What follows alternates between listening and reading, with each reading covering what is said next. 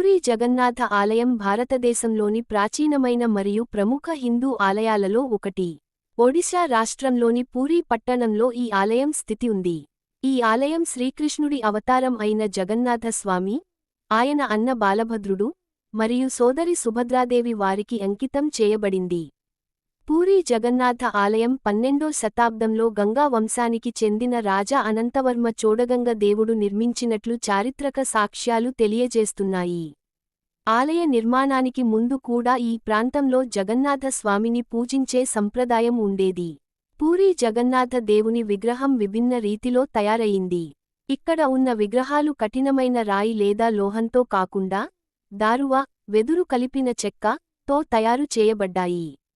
ప్రతి 12 నుంచి 19 సంవత్సరాలకు ఒకసారి నవ కళేబరం అనే ప్రత్యేకమైన ప్రక్రియ ద్వారా ఈ విగ్రహాలను మార్చుతారు. పూరీ జగన్నాథ స్వామి రథయాత్ర ప్రపంచవ్యాప్తంగా ప్రసిద్ధి గాంచింది.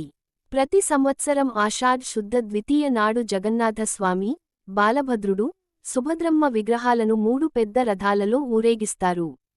లక్షలాది భక్తులు ఈ వేడుకను చూడటానికి వస్తారు. ఆలయ గోపురంపై ఏ పక్షి కూడా ఎగిరిపోదని విశ్వాసం. సాయంత్రం సముద్రపు గాలి ఆలయానికి ప్రవేశించి ఉదయం బయటకు వెళ్తుంది. ఆలయంలో నిత్యం వండే ప్రసాదాన్ని మహాప్రసాదం అని అంటారు.